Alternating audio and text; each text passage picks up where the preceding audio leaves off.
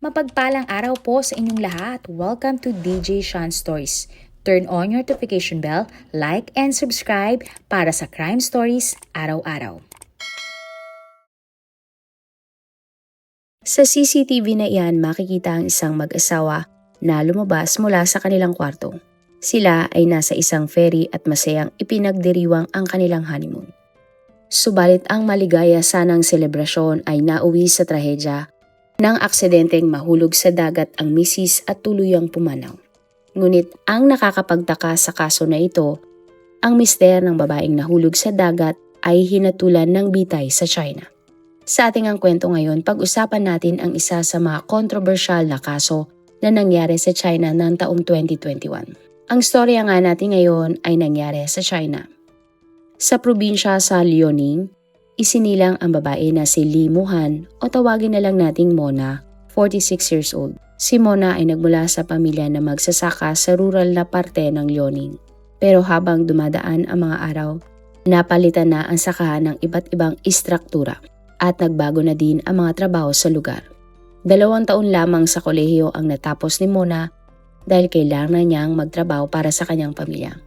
May alam nga sa pagluluto si Mona kaya naman napadpad siya sa isang maliit na kainan. Nakakapagod man ang kanyang trabaho pero masaya si Mona sa tuwing nakikita niyang nagugustuhan ng mga customer ang kanyang mga luto. Habang nagtatrabaho nga, isang lalaki ang nakilala ni Mona na nagpatibok ng kanyang puso. Ang lalaki na ito ay nakarelasyon ni Mona at kalaunan sila ay kinasal.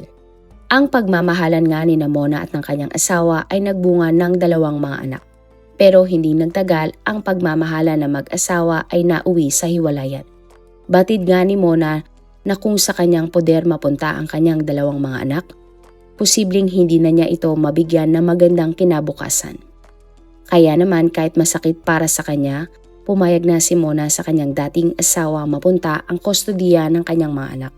Pero kahit na ganun, hindi naman nakalimutan ni Mona na bisitahin ang kanyang mga anak. Kaya naman kahit magkalayo sila sa isa't isa, maayos ang relasyon ni Mona sa kanyang mga anak. Matapos nga ang hiwalayan ni Mona at ng kanyang dating mister, inilaan na lamang ng ginang ang kanyang oras sa kanyang sarili. Nakatagpo na din si Mona ng kaibigan at naging banding nila ang pamamasyal sa iba't ibang mga lugar. Masaya nga si Mona kapag nakakasama niya ang kanyang mga kaibigan. Taong 2016, ang restaurant nga na pinagtatrabahuhan ni Mona ay kinailangan ng magsara. Malungkot nga ang babae dahil ilang taon din siyang nagtrabaho sa lugar. Pero dahil kailangan na ni Mona na magtrabaho, siya ay napadpad sa Shanghai, China, kakahanap nga ng ma-applyang trabaho. At isang restaurant nga na naghahanap ng tagaluto ang nakita ni Mona habang siya ay naglalakad sa kalye. Agad naman siyang pumasok sa restaurant upang mag-apply bilang cook. Pinagluto nga si Mona na may-ari ng kainan. At nagluto nga ng 2 putahe si Mona. Labis na nagustuhan ng may-ari ng restaurant ang pagkain na kanyang niluto, kaya naman agad niyang pinagsimula ng trabaho si Mona. Masaya nga ang babae na hindi na siya nahirapan pang maghanap ng trabaho. Natutuwa din si Mona dahil mabait sa kanya ang may-ari ng kainan. At ang lalaki na ito ay kinilalang si Leong o tawagin na lang nating June, 47 years old na isang binata. Si June ay isang negosyante at meron siyang 5 mga restaurant sa iba't ibang parte ng Shanghai. At mula nga nang nakapagtapos na ng pag-aaral si June, sinimulan na niya ang kanyang mga negosyo. Inspirasyon nga ng lalaki ang kanyang ina na magaling magluto kaya siya ay nagtayo ng mga kainan. Maayos naman ang naging trabaho ni Mona at mas lumakas ang restaurant nang siya ay naging cook. Nakita nga ng negosyante ang potensyal ng kanyang bagong empleyado na si Mona. Kaya naman bilang boss, inalagaan ni June ang babae. Binigyan naman ni June si Mona ng kwartong matitirhan na malapit lamang sa restaurant at binigyan niya din si Mona ng pera para pamasahin ito papasok sa kanyang trabaho. At kahit papano maagang makauwi ang babae at makapag-relax matapos ang kanyang trabaho. At sa pagdaan nga ng mga panahon, hindi na namalayan ni Mona na unti-unti na palang nahuhulog ang kanyang loob sa kanyang boss na si June. Sa kabilang banda naman, ganun din pala ang nararamdaman ni June dahil meron na palang pagtingin ang negosyante sa kanyang empleyado. Kalaunan, Nagkaaminan na nga sina Mona at June sa kanilang totoong nararamdaman para sa isa't isa. At sa kabila nga ng pag-amin ni June, natakot si Mona na makatanggap ng kritisismo mula sa ibang tao dahil sa pakikipagrelasyon niya sa kanyang amo. Sinabi naman ni June kay Mona na wala siyang pakialam sa sasabihin ng ibang tao. At ayon nga sa negosyante, mas mahalaga para sa kanya na masaya si Mona at hindi siya natatakot kung husgahan man siya ng ibang tao. At magmula nga noon, nagkaroon na ng relasyon ang empleyado na si Mona at ang boss na restaurant na kanyang pinagtatrabahuhan na si June. October 2020, nang niyaya na ni June si Mona na magpakasal. Sobrang saya nga ng ginang kaya agad siyang umuo kay June. Sinabi naman ni Mona kay June na nagpapasalamat siya sa lalaki dahil ang akala niya tatanda na siyang mag-isa. Sinigurado naman ni June sa kanyang nobya na wag nang mag-alala pa dahil hinding-hindi daw mag-iisa si Mona sa kanyang buhay. Tapos nga ang kanilang pagpapakasal, naging busy ang restaurant ni June. Dahil dito, mas marami nga ang naging trabaho ni Mona. At hindi na nagawa pa na mag-asawa na mag-honeymoon. Pero ng May 2021, nagulat na lamang si Mona nang siya ay ayain ni June na mag-honeymoon. Sinabi nga ng negosyante sa kanyang misis na siya ay mamamasyal at sasakay pa sila sa isang passenger ferry. Natuwa at na-excite naman si Mona dahil sa tagal niyang nagtatrabaho sa Shanghai, hindi pa siya nakapagbabakasyon. Agad namang nag-empake ng kanyang mga gamit si Mona para sa kanilang bakasyon. Nagpasalamat din ang ginang sa kanyang asawa at sinabing napakaswerte niya nga kay June. Ngunit ang hindi alam ng ginang ang lahat ng ito pala ay isang malaking patibong lamang. May 5, 2025, sumakay ang mag-asawang Mona at June sa isang passenger ferry mula Liaoning Province papuntang Shandong Province. Bandang 3:00 nga ng hapon, ang ferry ay nasa Bohai Sea at malapit na itong dumaong dahil nakikita na nga ng mga crew ng barko ang baybaying dagat. Pero nagulat na lamang ang lahat nang marinig mula sa speaker ang mga salitang "Man overboard, man overboard." Ibig sabihin nito, may nalaglag sa kanilang barko.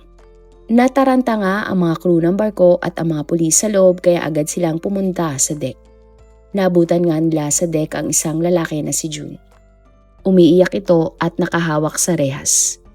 Sumisigaw si June at sinasabing, "Nahulog ang asawa ko. Pakiusap, tulungan niyo siya." Maging ang ibang pasahero nga ng ferry ay naalarma na pero agad namang sinimula ng crew ang paglolocate sa asawa ng lalaki.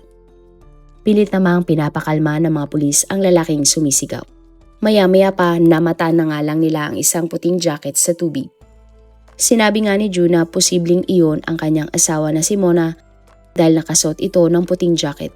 Agad namang kumilos ang crew para sa rescue operation kay Mona. Hindi naman maiwasan ni June na mag-hysterical dahil sa mga nangyari. Umiiyak ang lalaki at nakikiusap nga na iligtas ng crew si Mona.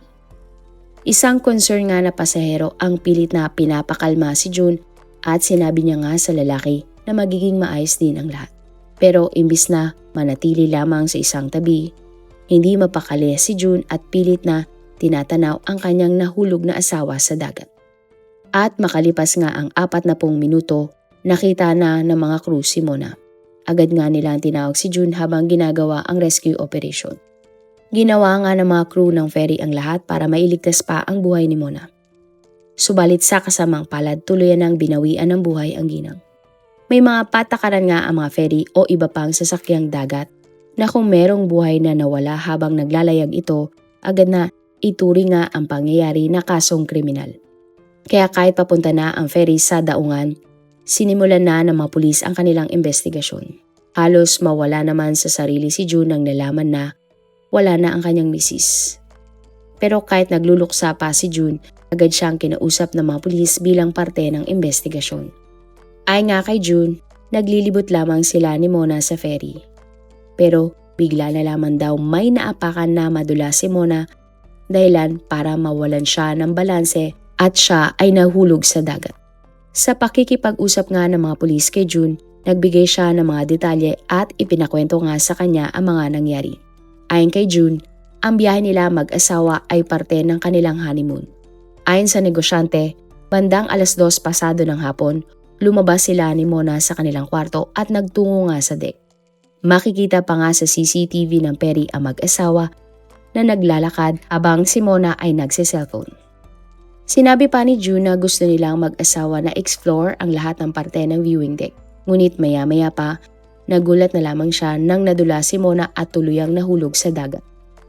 Hindi nga matigil ang iyak at pighati ni June habang siya ay kinakausap ng mga pulis.